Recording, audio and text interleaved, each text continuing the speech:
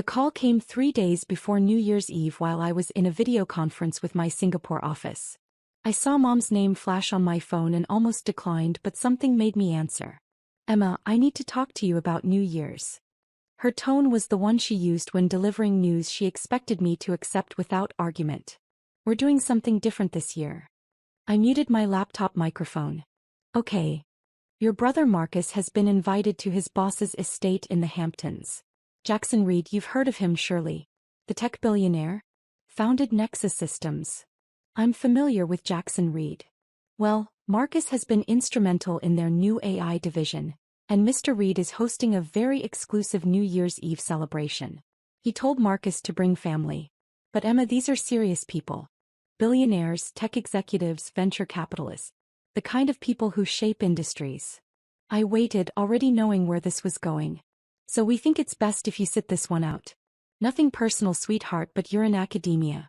These people operate in a different stratosphere. Marcus needs to make the right impression, and having his sister there, well, you understand. Someone might ask what you do, and I teach business ethics at a state university. Isn't exactly impressive enough," I finished. "I knew you'd understand.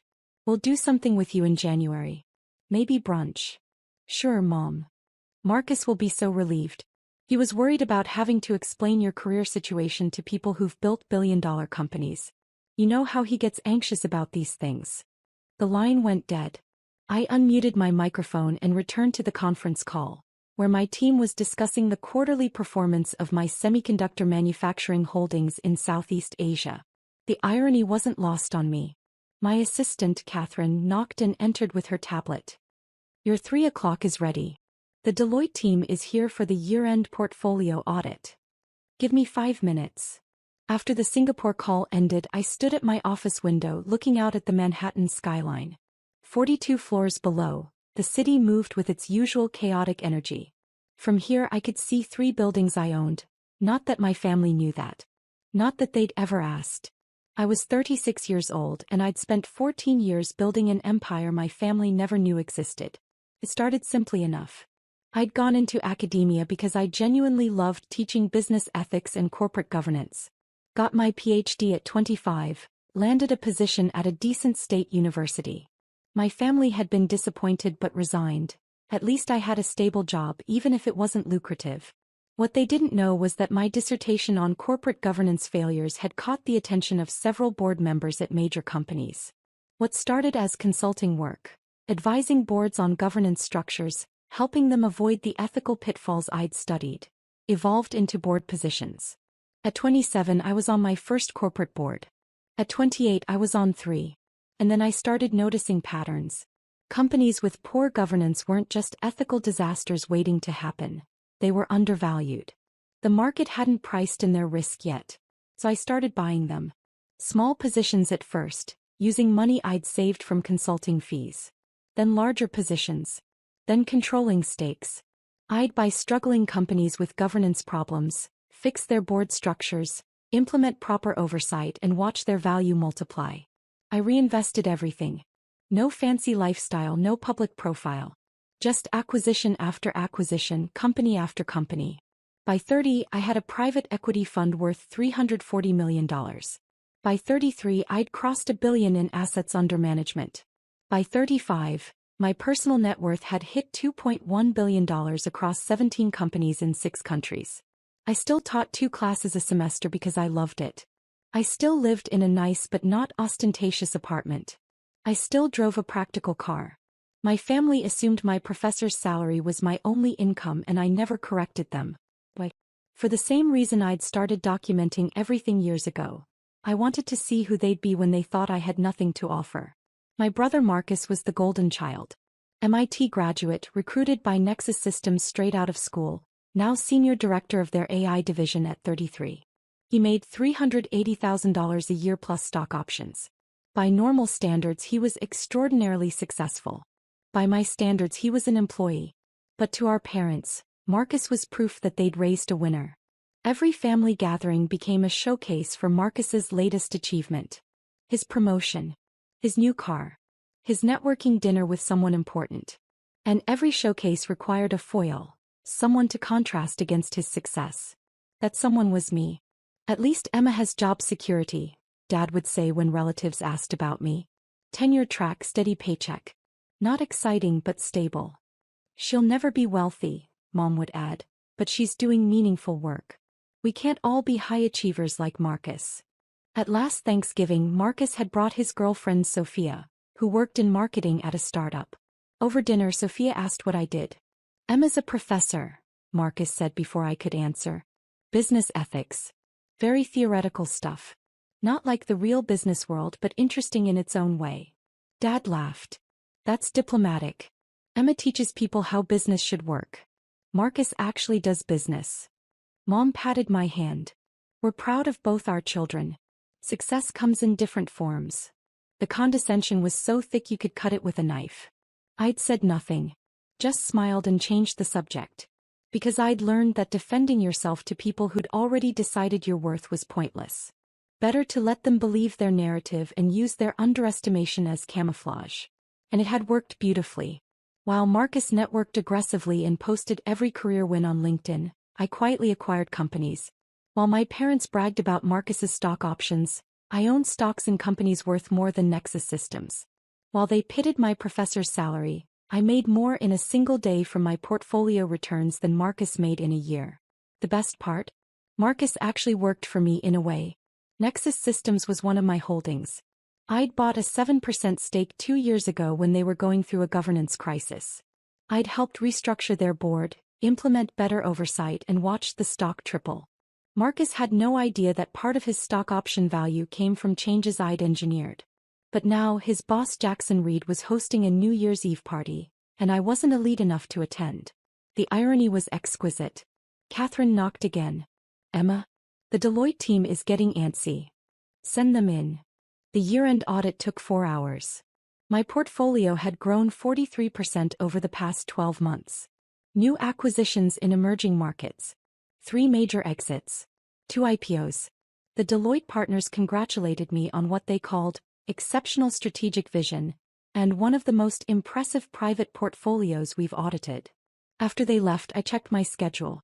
Tomorrow was the Bloomberg Billionaire Index update, the annual recalculation they released on New Year's Eve.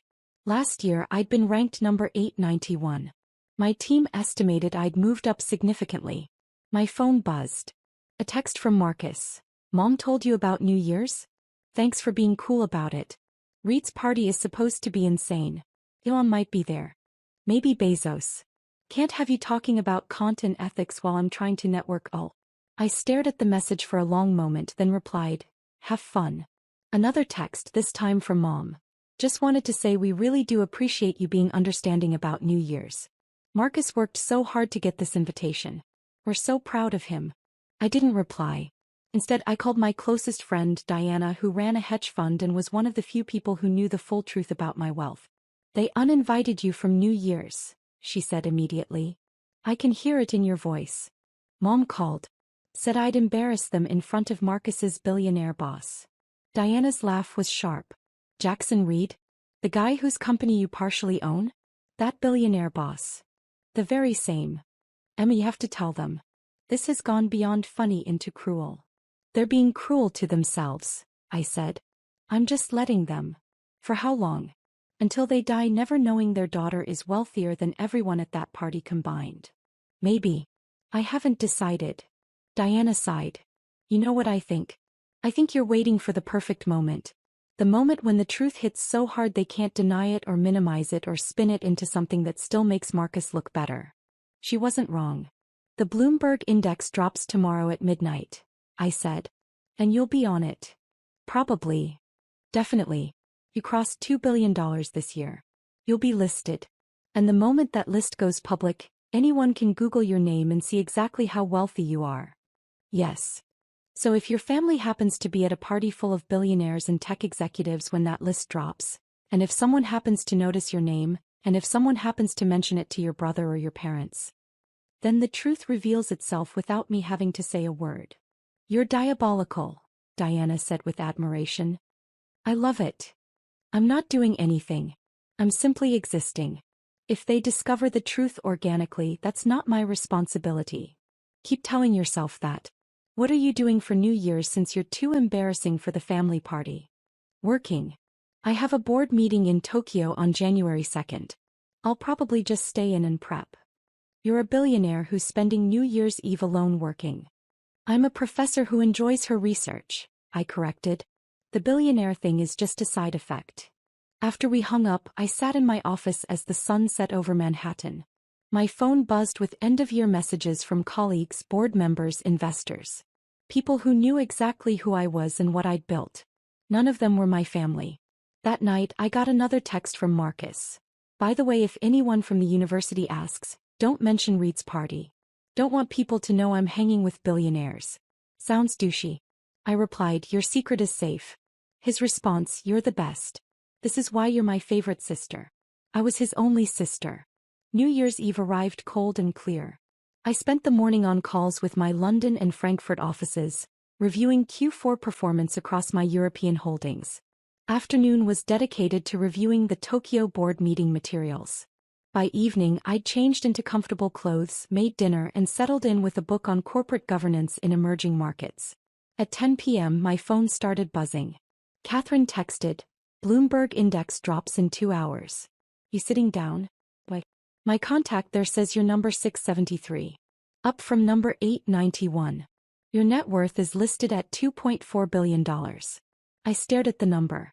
$2.4 billion. It was accurate. More accurate than I'd expected, actually.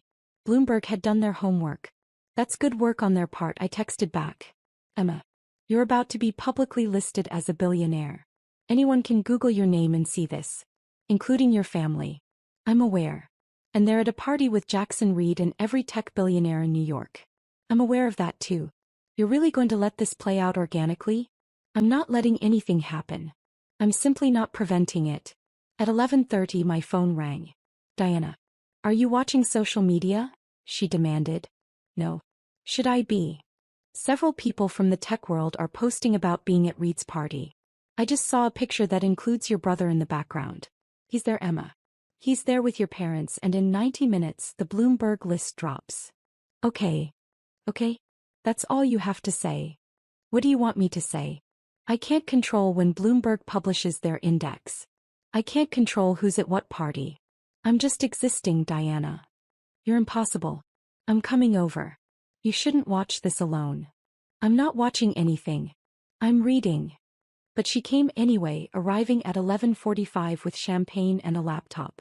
If we're going to watch your family's world implode, she said, we might as well do it properly. At 11:58 we sat on my couch, her laptop open to Bloomberg's website. The current year's index was still displayed. At midnight it would refresh with the new data. Last chance to call them, Diana said. Give them a heads up. They uninvited me from New Year's because I'd embarrass them. I think they've made their feelings clear. Fair point. At exactly midnight the page refreshed. Diana scrolled through the list. Here we are. Number 673. Imagine. Net worth, $2.4 billion. Primary sources. Private equity holdings, semiconductor manufacturing, tech governance consulting. She turned the laptop toward me.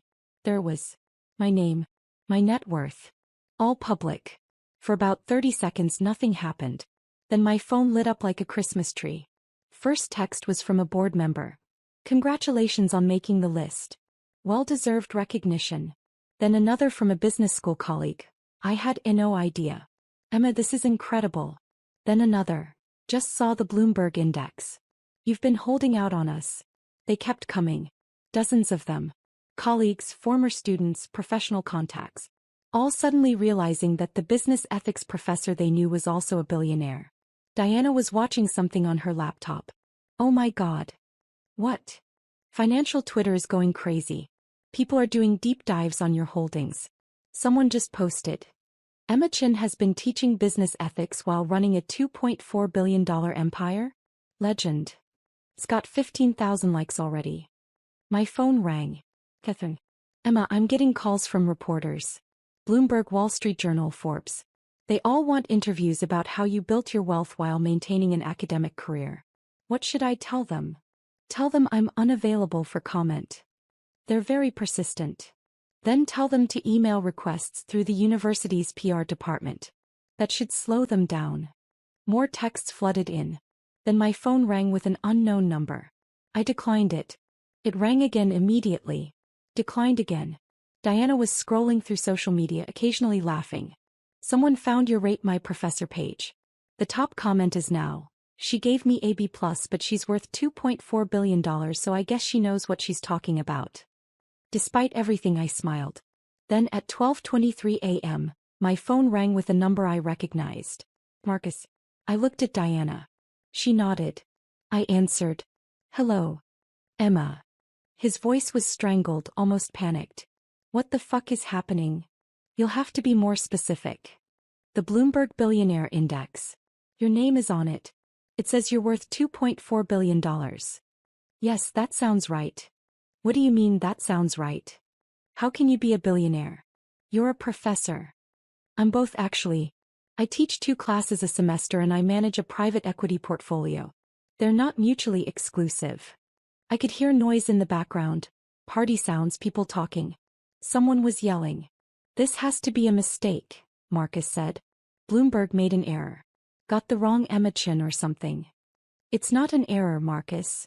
But you teach at a state university. You drive a Honda. You live in a 1-bedroom apartment. 2 bedrooms, actually. And yes, I do all those things. None of them prevent me from also managing a multi-billion-dollar portfolio. Mom, he yelled away from the phone. She says it's real. She says she's actually. His voice cut off. Then Mom's voice. Emma? Sweetheart? There's some confusion here. People are saying you're on some billionaire list? There must be a mistake. No mistake, Mom. But you're a professor. You make what, $85,000 a year? $127,000, actually. That's my teaching salary, yes. Then how? I don't understand. I also run a private equity fund. I've been doing it for 14 years. I buy companies, fix their governance structures and increase their value. Currently, I manage about $2.4 billion in assets. The silence on the other end was profound. Then Dad's voice. Let me talk to her. Emma, this is some kind of joke, right? You're punking us. No, Dad. It's real. Has been for years. Years? How many years? I crossed my first billion about 3 years ago. I've been in private equity for 14 years. His voice cracked. You've been doing this for 14 years and never mentioned it? You never asked. Never asked? Emma, you don't wait to be asked about something like this. Why not? You never asked about my consulting work.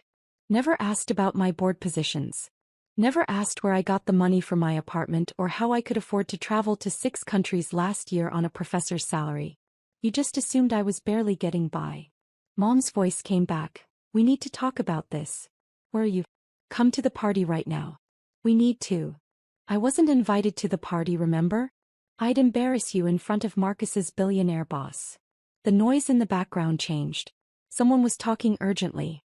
Marcus came back on. Emma, holy shit. Jackson Reed. My boss, he just asked if I'm related to you. He knows who you are. He said you own 7% of Nexus Systems. Is that true?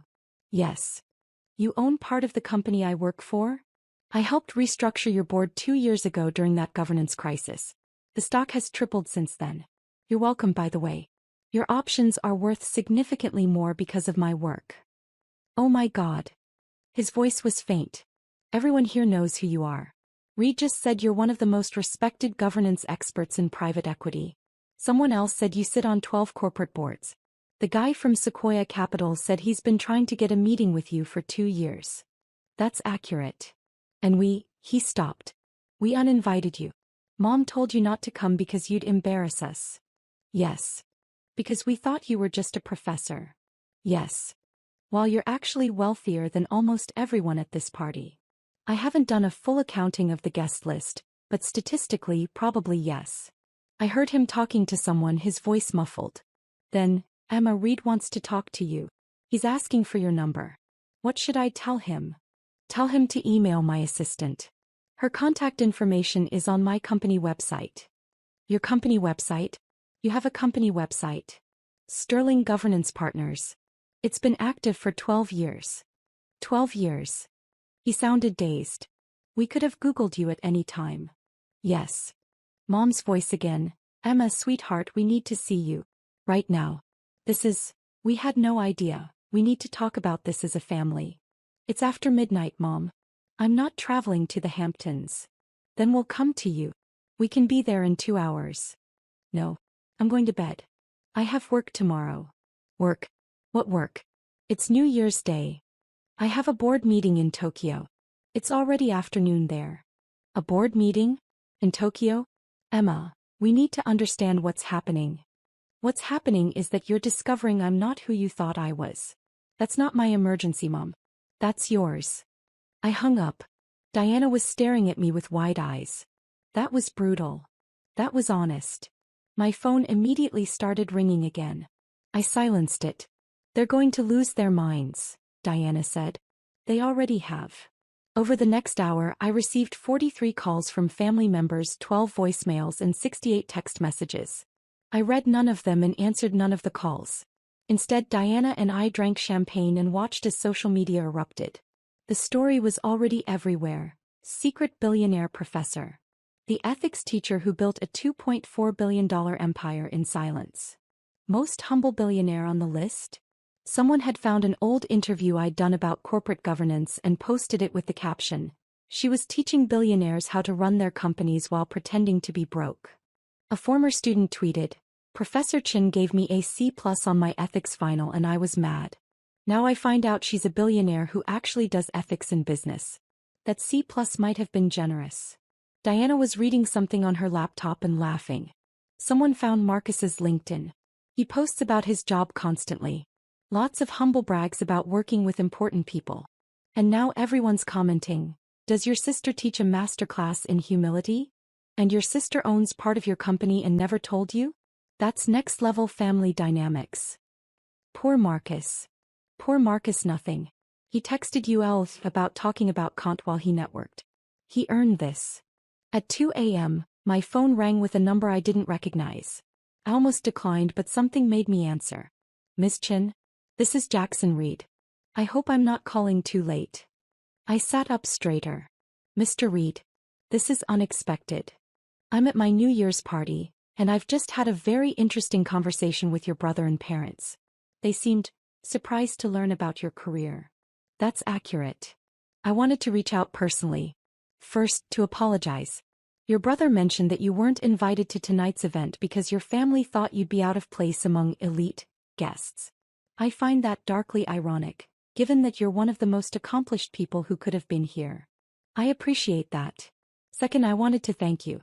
Your work restructuring Nexus's board 2 years ago saved this company. The governance framework you implemented has been transformative. I've recommended your firm to a dozen other CEOs. I'm glad it was valuable. Third, I'm deeply embarrassed that I didn't make the connection earlier. Your brother works for me, I know you're his sister, but I never connected you to Emma Chin of Sterling Governance Partners. That's inexcusable. You had no reason to make that connection. I keep my family life and professional life separate. Clearly. May I ask why? I considered this. Because I wanted to see who they'd be when they thought I had nothing. And I wanted to build something that was entirely mine. Not connected to my family, not dependent on their approval or understanding. He was quiet for a moment. That's remarkably disciplined. And somewhat heartbreaking. It's been educational. I imagine so. Listen, I know this is inappropriate timing, but I'd love to discuss some governance challenges we're facing in our international divisions. Would you be open to a meeting in January? Have your office contact my assistant. We'll find a time. Perfect. And Ms. Chin? Your family is still here. They're quite eager to speak with you. Your mother has asked me 3 times if I can convince you to come to the party. What did you tell her? I told her that if you'd been invited initially, you might have come. But people who uninvite someone and then reinvite them when they discover their value aren't typically rewarded with compliance. I smiled. That's astute. I have good corporate governance. I learned from the best. He paused. They're learning a difficult lesson tonight. Several of my guests have made pointed comments about the irony of the situation. I didn't intend to embarrass them. You didn't. They embarrassed themselves. You simply existed and the truth came out. There's a difference. After we hung up, Diana looked at me. Jackson Reed called you personally at 2 a.m. to apologize and ask for a meeting? Apparently. Your brother must be dying. That's not my concern. But she was probably right. Marcus had spent years positioning himself as the successful sibling, the one with connections, the one who understood how real business worked. And in one night that entire narrative had collapsed. I didn't feel victorious. I felt tired. At 3 a.m. Diana left, making me promise to call if I needed anything. I finally looked at my messages. 47 from Marcus, ranging from panic to anger to something that looked like grief.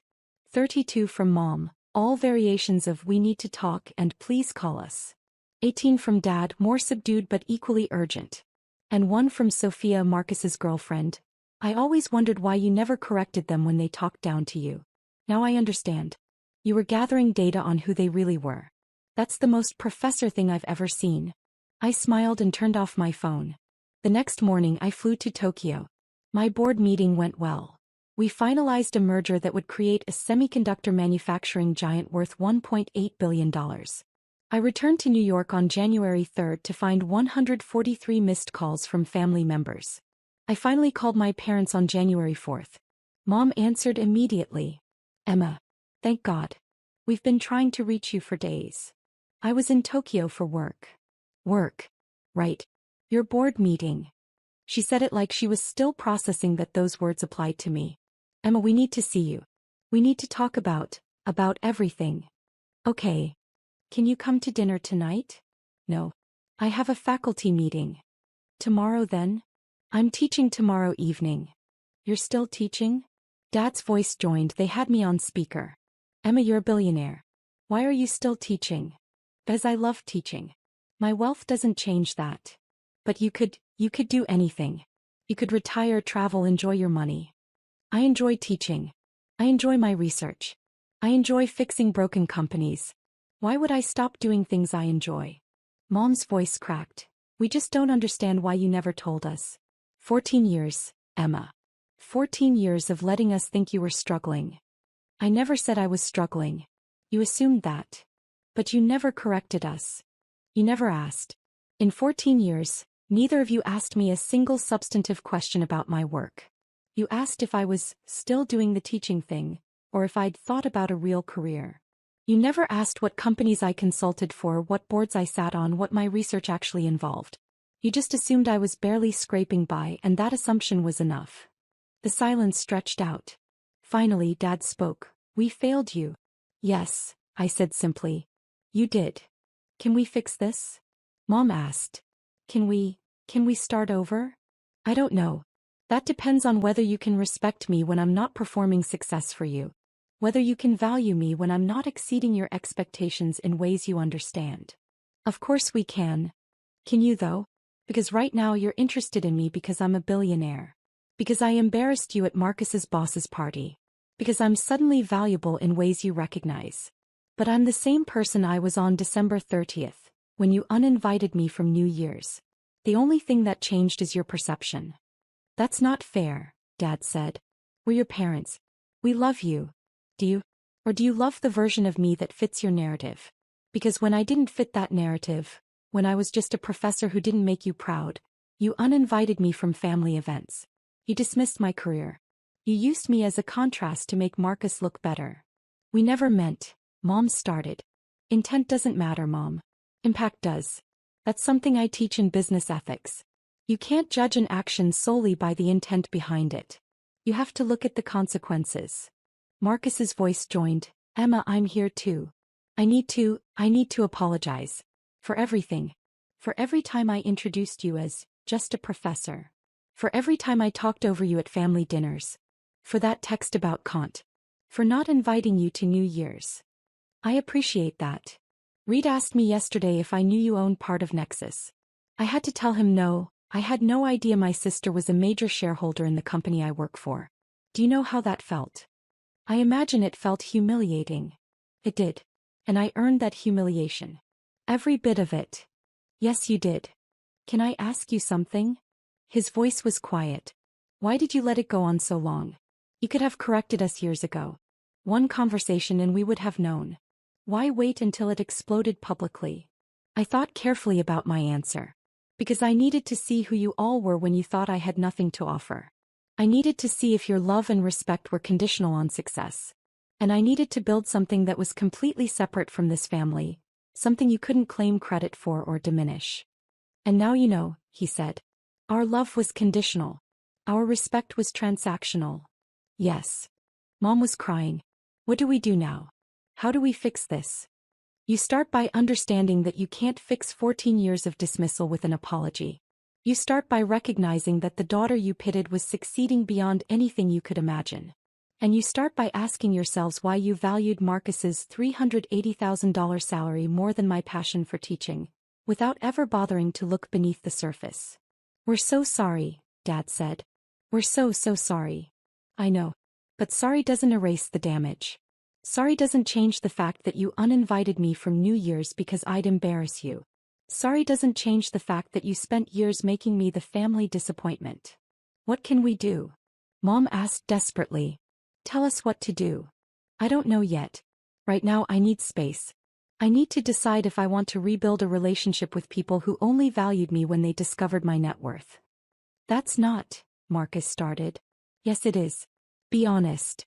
If Bloomberg hadn't published that list, if you'd never found out about my wealth, would any of you be calling me right now? Would you have invited me to Easter? To the next family wedding?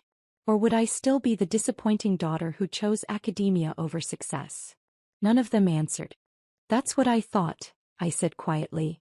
I'll be in touch when I'm ready. Until then I need space. I hung up before they could respond. 2 weeks later I was in my office when Catherine buzzed. Emma, you have a visitor. She says she's your mother and she's not leaving until you see her. I sighed. Send her in. Mom looked smaller, somehow older. She sat across from my desk and looked around at the office. The skyline view, the expensive art, the subtle markers of serious wealth. I've never seen where you work, she said quietly. You never asked. I know. She twisted her hands. Emma, I've spent the last 2 weeks thinking about everything. Reading about your career. Going through old conversations. And I've realized something terrible. What's that? You told us. Not directly, but you tried. 3 years ago you mentioned you'd bought a new apartment. I said, how nice, professors must get good mortgages. You said, actually I paid cash. I said, must have been a small place, and changed the subject. You tried to tell me and I didn't listen. I remembered that conversation. 5 years ago, she continued, you mentioned you were flying to Singapore for work. I said, what, some academic conference? You said, board meeting actually. I laughed and said, board meeting, how fancy, like it was a joke. You tried to tell me and I mocked you. I remember. 7 years ago, you told your father you'd been asked to join a corporate board. He said, they must be desperate if they're asking professors. You said, it's a Fortune 500 company. He said, well, every board needs someone to take notes. And you just stopped trying to tell us. Tears were running down her face now. We didn't just fail to ask, Emma. We actively prevented you from telling us. Every time you tried to share something about your real career, we dismissed it. We made it clear we weren't interested in anything that didn't fit our narrative. Yes, I said. You did. I don't expect you to forgive us.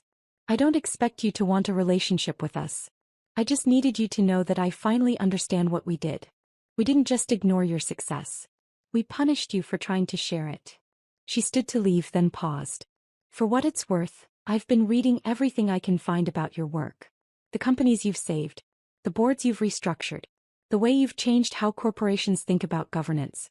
You've done more to make business ethical than most people do in 10 lifetimes. Thank you. I'm proud of you. I know that means nothing now, but I am. It doesn't mean nothing, I said carefully. It's just complicated. I understand. She walked to the door, then turned back. Marcus asked me to tell you something. He's been going through therapy. Dealing with some things about how he built his identity around being the successful sibling. He wanted you to know he's working on it. That's good. And your father is reading your published papers.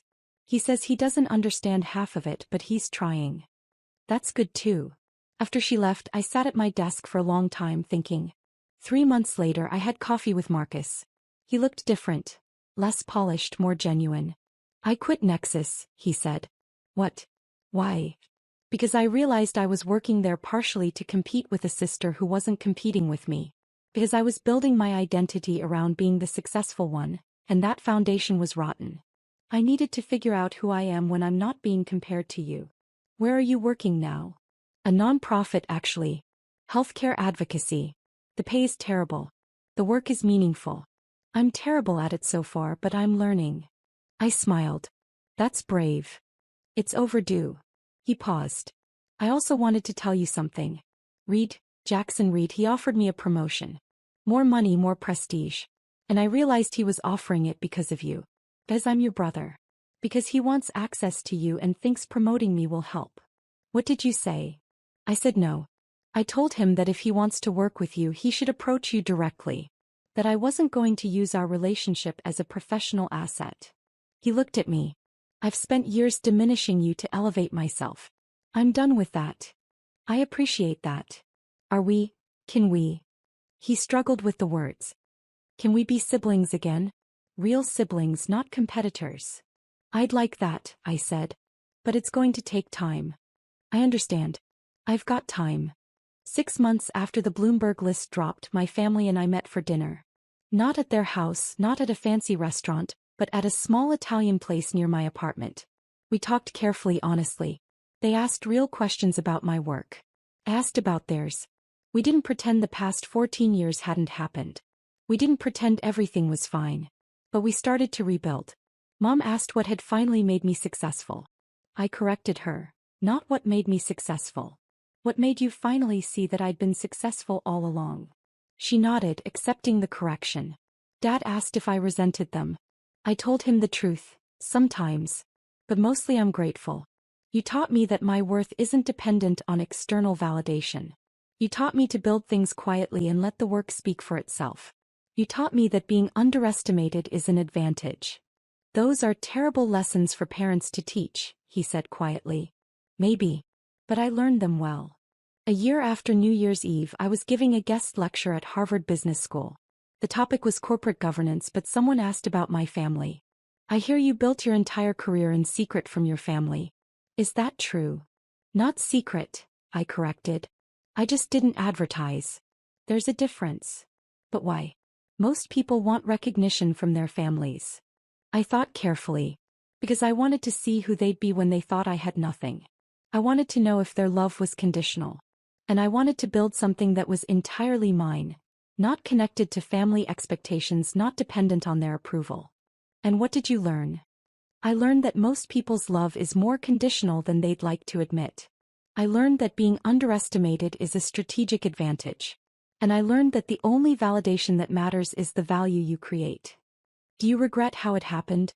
The public discovery. No. If I'd told them privately, they could have controlled the narrative. They could have minimized it or spun it somehow. The public discovery meant they had to confront the full reality all at once. No filter, no spin. That seems harsh. Maybe. But 14 years of dismissal was harsh too. Sometimes the truth needs to hit hard enough that it can't be denied. The student nodded slowly. So you built a $2.4 billion empire partly to prove a point to your family? No, I corrected. I built it because I'm good at identifying value others miss. The fact that my family missed my value for 14 years. That was just data. Useful data, but not the motivation. After the lecture, I checked my phone. A text from Mom. Watched your Harvard lecture online. You were brilliant. Dad and I are so proud. I smiled and replied, thank you. Have dinner next week? We'd love that. Another text from Marcus. Your lecture was incredible. Also, I just got promoted at the nonprofit. Turns out I'm pretty good at this when I'm not trying to compete with you. Congratulations. That's well deserved. Thanks, Emma. Thank you for not giving up on us completely. We didn't deserve your patience. We're family. We're learning. As I walked through Harvard Yard back to my hotel, I thought about that New Year's Eve 14 months ago. The moment the Bloomberg list dropped. The moment my phone exploded. The moment my family's narrative shattered. People asked if I'd planned it. If I'd orchestrated the public reveal. The truth was simpler. I just lived my life. Built my companies. Taught my classes. The Bloomberg list was going to publish regardless. My family was going to be at that party regardless. The collision was inevitable. I hadn't engineered their humiliation. I'd simply stopped protecting them from reality. And reality, as I teach in my business ethics classes, has a way of making itself known eventually. You can ignore it, dismiss it, pretend it doesn't exist. But eventually the truth emerges. Sometimes at midnight on New Year's Eve.